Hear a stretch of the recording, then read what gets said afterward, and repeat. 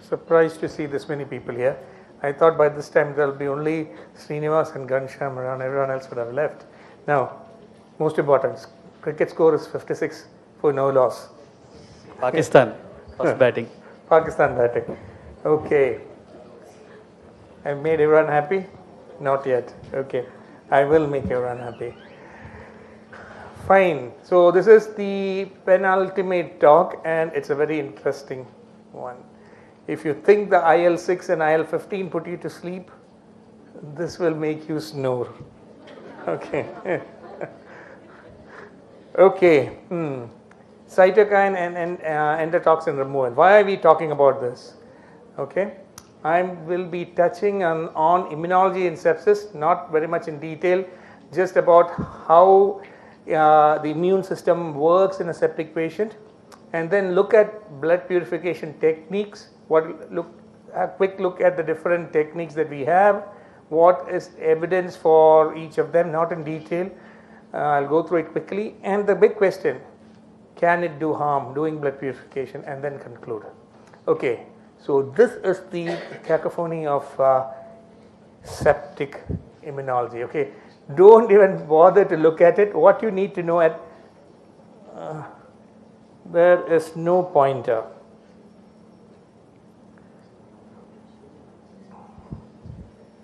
It's not switched on maybe.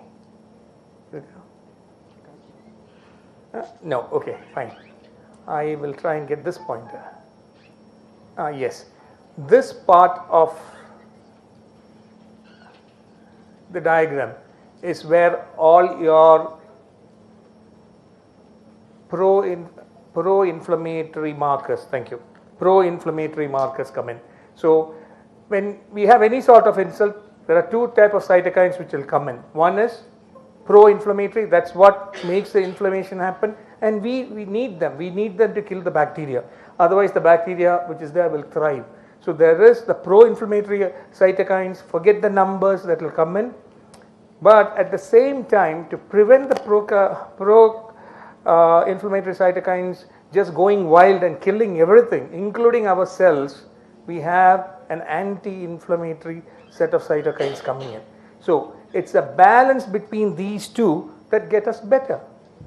Okay, so it's not our antibiotics, it's not other fluids, it's something in us that triggers these and system that make sure that our patient dies or gets better. We as doctors think that we by resuscitation have done something or by giving antibiotics. In fact, it's despite us. We do more harm. That's what we do. Okay. So if you have got a genetic makeup where your anti-inflammatory system is much more proactive than your pro-inflammatory, you will get better. Whereas if your pro-inflammatory is so virulent, it will kill everything including your own self. That's what happens. So during initial part of infection, you have all the pro-inflammatory cytokines going up, you have a cytokine storm, all the septic symptoms happen there, and then because of the anti-inflammatory cytokines coming in, it should slowly settle and heal. A is called healing. Whereas unfortunately, in some of our patients that does not happen. The whole thing continues and they go into what is known as a immune paralysis. The whole immune system gets knocked out, that there is no immunity. In fact, they become immune suppressed and get secondary infection. Yes, we add on to it by giving them Acinetobacter, all those things, but they do not have the immunity fight. Where do they get the Klebsiella and E. coli from? Where is Klebsiella and E. coli? Yes, we can take it from one patient and give it, but even if you isolate it, some of them get it. Where do they reside? In our gut. All of us have it. We don't have Acinetobacter and Pseudomonas. Maybe we do, I don't know. All of us work in ICUs with these bugs, so we might have it in us, but normal patients do not have it. Okay, so this is what actually happens. So if your patient is in this path, after a hyperinflammatory phase, they go into a hypoinflammatory and go into immune homeostasis. Some of them go down this path, take a longer time to recover, but they do. Others go into immune dysfunction and die. As of now, we have no way of predicting which patient will be in A, B or C. Research is going on. And we also do not know whether your pro-inflammatory and anti-inflammatory cytokines come at the same time, or is it one after the other. There are some group of others who think it comes one after the other. There are others who think they happen together. It's still we are in a process of learning. So this is what happens. I said it's a balance between the pro and the anti-inflammatory status. And by blood purification, what we are trying to do is we are trying to remove all the non-specific, all the cytokines, and see whether by removing the cytokines we can restore immune homeostasis. So we are going to remove everything. We cannot just remove only the pro-inflammatory and leave the anti-inflammatory, or remove just a little bit of anti-inflammatory and leave. You can't do that. Okay, so that's what we are going to do. So let's see what we are.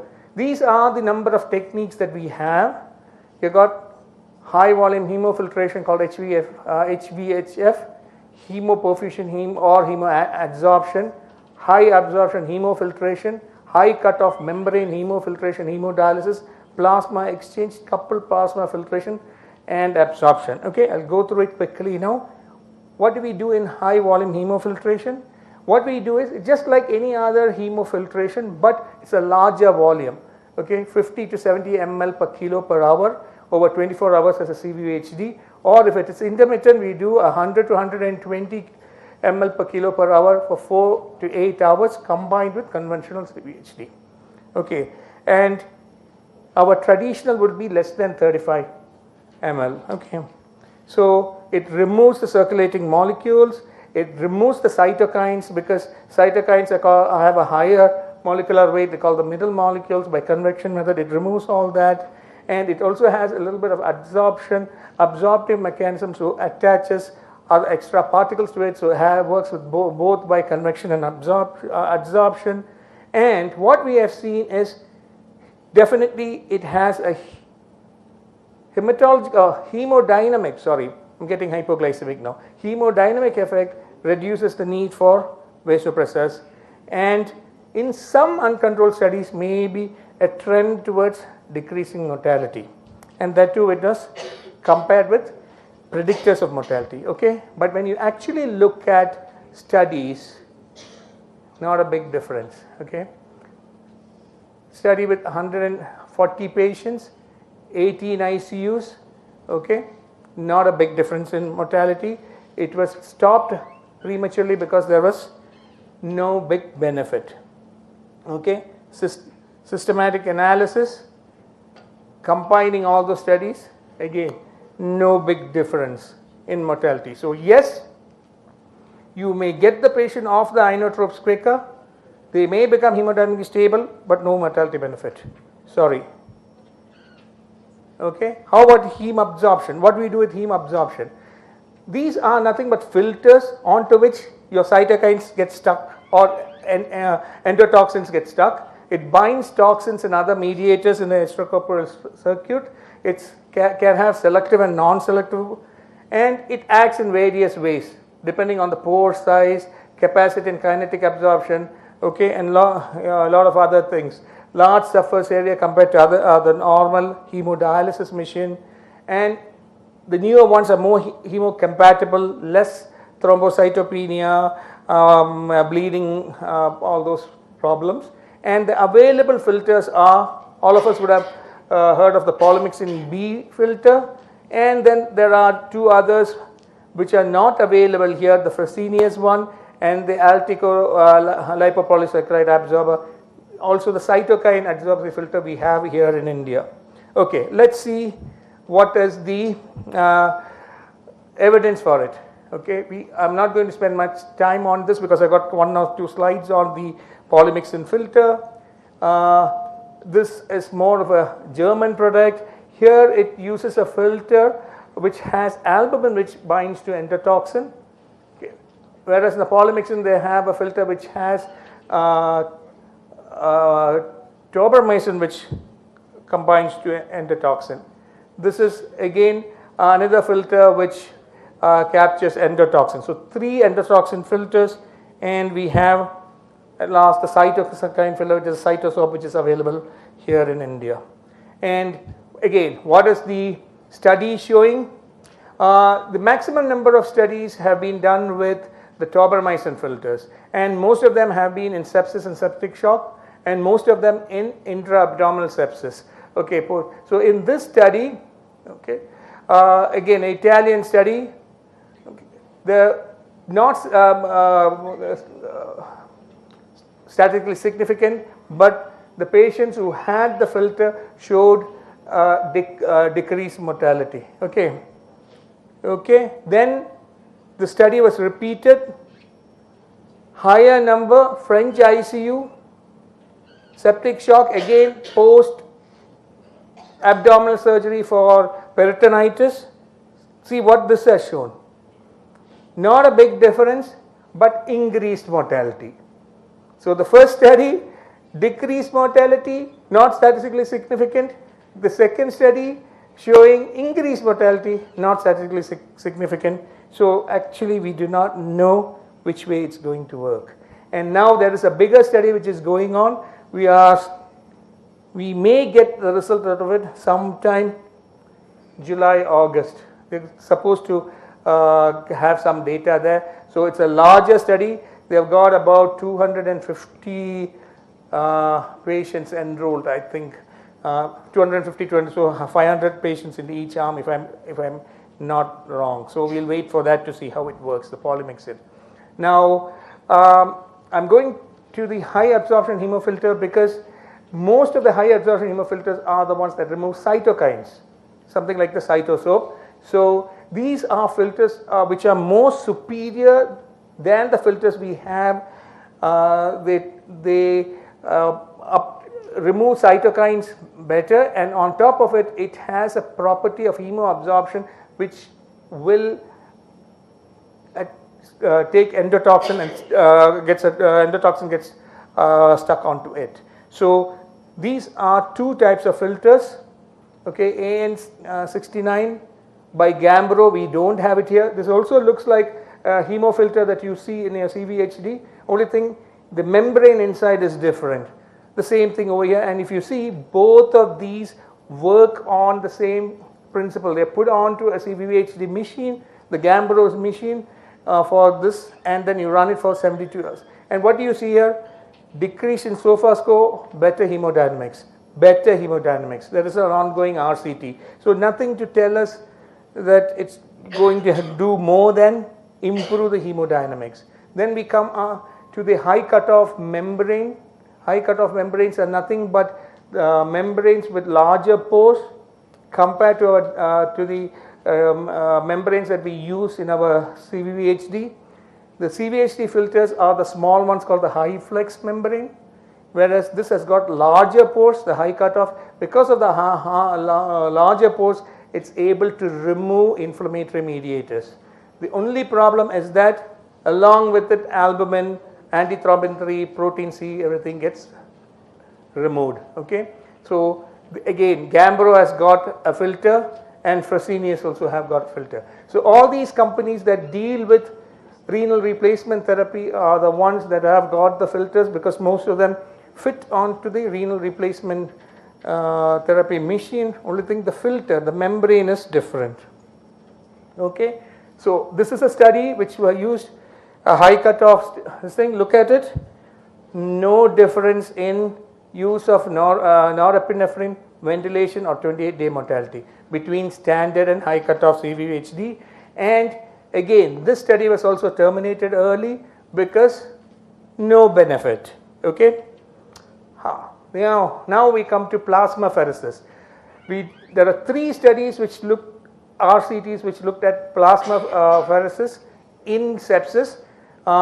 This is a meta-analysis which has used 2 of those, which is in adults, and then 3 from the pediatric, and the same story, no difference in mortality. Okay, it does not. So plasmapheresis also does not help. But the biggest problem with plasmapheresis is that your whole you are removing all the proteins from the body. Unless you replace it, there is a big loss of all proteins, including nutritional proteins. So you have to replace it, and that becomes a big problem. And to overcome that, there is a coupled plasma filtration absorption, wherein the only difference is here the blood, that the plasma filter goes in through an absorbent and then goes into a hemodialysis. So you don't have to, the plasma doesn't get wasted, the protein does not get wasted. That's the only difference. And again, same thing. One study which looked at CPFA, 192 patients, Italian study, no difference in hospital mortality, and that also was terminated early because of no difference. Now, as I said, I think most of the senior intensivists would agree with me, at least partly. Over the years, you sit back and think, what have I done for my patients? Have I been doing more harm than good by all this aggressive management? You start to think, maybe I'm harming my patients more than what I think I am. Okay? So, in your young age, when you want to ride a bike without a helmet and go woo, woo, woo, woo, during that time of your life, ICU also looks very thrilling. Okay, lines in there, lines in over there, ECMO, plasmapheresis, prone, you name it. ICU is a very thrilling place to work in. But after 20 years being in ICU, when you look at it, how many patients got better because of me? And you are like, maybe not. No. How many patients developed big ulcers, gangrene of the toes and fingers, had amputation, was in the ICU for 3 months, went home and then died? Big list. Then you think, what am I doing here? Okay. So, the concern is, are we removing the good along with the bad? There is definitely altered coagulation because you are removing all the proteins. You may push the patient into immunoparalysis by removing the anti-inflammatory and because of that, the cells may not have enough time to regenerate and come back to the healthy state. So there is a worry that what we are doing with purifying blood may harm the patient. So in conclusion, what do I need to tell you? Sounds physiologically very rational. You're going to remove everything bad and get the patient better. We do everything for the good of the patient. Okay. There are a lot of when there are so many different techniques, that itself tells you that nothing is perfect. So you're just groping around the dark to see something will it, mediator removal is possible. Clinical evidence is blurry. Maybe you'll have a hemodynamic benefit, but no consistent mortality benefit, but several unanswered questions. Which patient should I start it? Which technique should I use? When should I start it? Should I put the patient as soon as he comes into my ICU and he's not recovering in the first 6 hours after resuscitation? Or should I wait till I know his one foot is in the grave and I just try to say, don't go, not at least on my duty, wait for my colleague's duty? To what endpoint? And effect on current standard therapies and resource, extremely expensive. Okay, thank you.